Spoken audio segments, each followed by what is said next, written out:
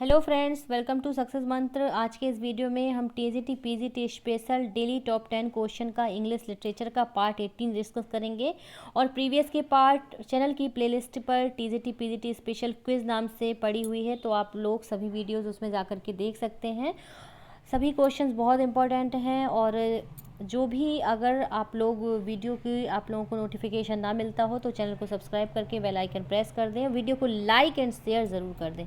तो चलिए हम स्टार्ट करते हैं। आज का जो पहला क्वेश्चन है, who is the writer of essay on man. तो आपको इसकी बताना है कि एसेज ऑन मैन के ऑन मिल्टन के राइटर कौन है। तो यहाँ पर जो आंसर है वो होगा ऑप्शन ए, मैकाले। अगला क्वेश्चन है, देखिए अगला क्वेश्चन देखिए, क्वेश्चन नंबर सेकेंड है, they also serve who only stand and wait from which been taken. तो ये जो पंक्तियां हैं, लाइंस हैं, किससे ली गई हैं? तो यहाँ पर जो ऑप्शन है, option C, on his blindness से ली गई हैं। ये लास्ट लाइन है, ये वाली जो लाइंस हैं ये इस पोएम की लास्ट लाइन है। और इसमें जो जॉन मिल्टन है वो ये रिफ्लेक्ट डाल रहे हैं, ये कह रहे हैं कि वो उनकी डिसेबिलिटीज़ के बावजूद भी ईश्वर के वर्ड में, भगवान की दुनिया में उनका अहम स्थान है। अगला question, When I consider how my light is spent, तो यहाँ पर पूछा है कि लाइट से क्या संबंध है। जो लाइट है वो किसके लिए कहा गया है? लाइट रिफ़र टू, तो लाइट कहा गया है उनकी आई साइट के लिए, चूँकि उनकी आई साइट लॉस्ट हो जाती है, टोटली ब्लाइंड हो जाते हैं। अगला क्वेश्चन है question number 4, John Milton was blinded in the year 1652, what other event in peculiar in the year. तो देखिए आपको पता होगा कि मैं बता दूं एक बार फिर से, तो जब उनकी एज 44 की थी तब जॉन मिल्टन टोटली ब्लाइंड हो जाते हैं। उस समय जो सन था वो था, ईयर था वो था 1652। और इसी समय क्या होता है कि जॉन मिल्टन उनकी आई साइट भी लॉस्ट हो जाती है। तो इस क्वेश्चन में उन्होंने ये पूछा है कि 1652 में वो टोटली ब्लाइंड हो जाते हैं, इसके साथ साथ और भी क्या इवेंट उसमें होती हैं।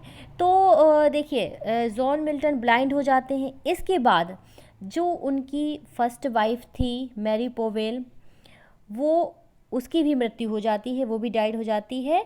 वो उसकी जो डेथ होती है वो होती है 15 मई 1652, मतलब 15 मई 1652 को उसकी डेथ हो जाती है। ठीक है, इसके बाद वो दूसरी मैरिज करते हैं 12 नवंबर 1656 को, जिनका नाम होता है कैथरीन वुडकॉक। तो वो भी एक्सपायर हो जाती हैं, वो एक्सपायर हो जाती हैं 1658 में। और जो थर्ड मैरिज करते हैं जॉन मिल्टन, वो करते हैं 24 फेब 1652, एलिजाबेथ मिंसेल से वो मैरिज करते हैं। और फाइनली लास्ट में वो भी एक्सपायर हो जाती है। तो यहाँ पर जो ऑप्शन है वो होगा option C, his wife died. जो उनकी वाइफ थी, फर्स्ट वाइफ थी मैरी पोवेल, उनकी डेथ हो जाती है। तो ये आपको क्लियर हो गया होगा। अगला क्वेश्चन है question number 5, Lycidas was written in the memory of. और भी कई बार इस क्वेश्चन को रिपीट किया गया है क्योंकि मिल्टन का बहुत इंपॉर्टेंट क्वेश्चन है। तो देखिए एडवर्ड किंग, ऑप्शन बी इसका सही होगा, क्योंकि लिसिदास जो था वो जो एक पास्टोरल एलेजी है, ये 1637 में जो एडवर्ड किंग है उनकी मेमोरी में लिखी गई है, क्योंकि उनकी जहाज़ के डूबने से, जो आयरस शी होता है उसकी जहाज़ के डूबने से उनकी मृत्यु हो जाती है। और एडवर्ड किंग जॉन मिल्टन के कॉलेज फ्रेंड थे, तो ये भी आप लोगों को याद रखना है। तो लिसिदास उन्होंने अपने एडवर्ड किंग बचपन के फ्रेंड को, जो उनके कॉलेज फ्रेंड था, उसके लिए उसने उसे डेडिकेट किया है। ठीक है, तो कॉलेज फ्रेंड था, इसे आपको याद रखना है। अगला क्वेश्चन है, हु रोट एंड अबाउट हुम। हु रोट एंड अबाउट हुम। अब यहाँ पर जो लाइन है वो थोड़ा सा टाइप नहीं हो पाई हैं, तो मैं आपको यहाँ पर टाइप करके बता देती हूँ कि लाइन जो है वो क्या है। जो लाइन है वो है, thy soul was, thy soul was like a star like a star and dwelt apart and dwelt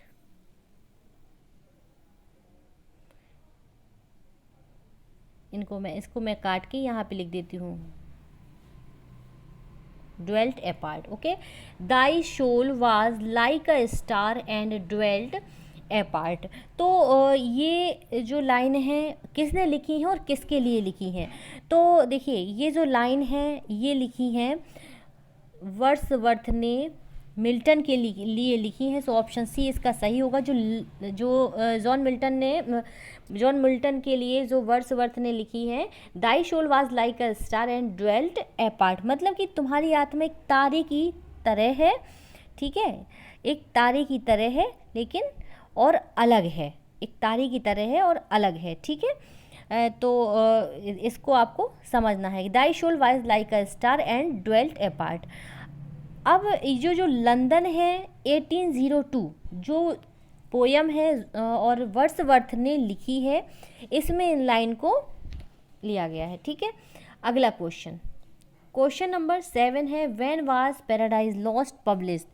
अब बहुत इम्पोर्टेंट क्वेश्चन है ये. तो जो पैराडाइज लॉस्ट है वो एक इपिक पोयम है, ब्लैंक वर्स में लिखी गई है जॉन मिल्टन के द्वारा. इसका फर्स्ट वर्जन 1667 में आया था जब 10 बुक्स आई थी.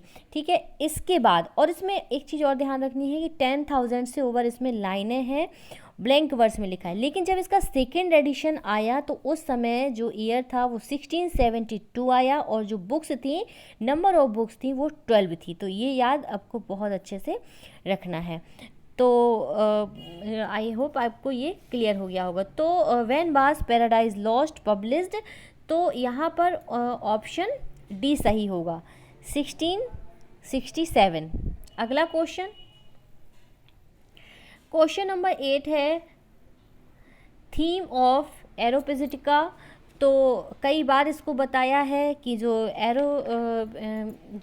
एरियोपेजिटिका है ये एक प्रोज वर्क था जॉन मिल्टन का.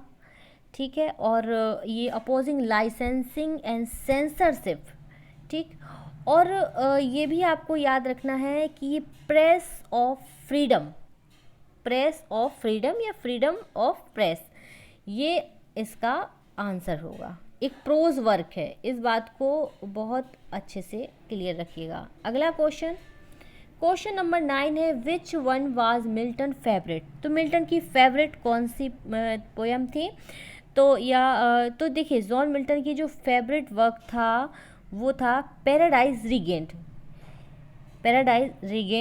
ये पब्लिश हुआ था 1671 में और ये प्लेन स्टाइल में, फेयरली प्लेन स्टाइल में ये लिखा गया है.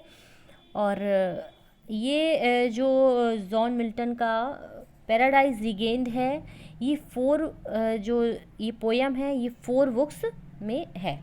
ठीक, अगला क्वेश्चन नंबर, तो यहाँ पर जो आंसर है वो होगा ऑप्शन सी. अगला question number 10, nothing is here for tears, nothing to wail or knock the breast, no weakness, no contempt, dispraise or blame, nothing but well. यहाँ पर जो वेल है, एक मिनट, हाँ, यहाँ पर जो ये वाला वेल है तो वो वेल की जगह यहाँ पर ये WELL है. Well and fair and what my quietus in death so novel where from these lines taken. देखिए यहाँ पर जो है मतलब कि आंसू बहाने के लिए कुछ भी नहीं है और कमज़ोर कुछ भी नहीं है, किसी की अवमानना नहीं है, किसी में कोई दोष नहीं है. Nothing but well and fair, मतलब कि कुछ भी ऐसा नहीं है. तो इसमें सिर्फ ऐसा ये बताया कि मृत्यु, डेथ सो नोबल, एक जो मृत्यु है वही एक नेक है.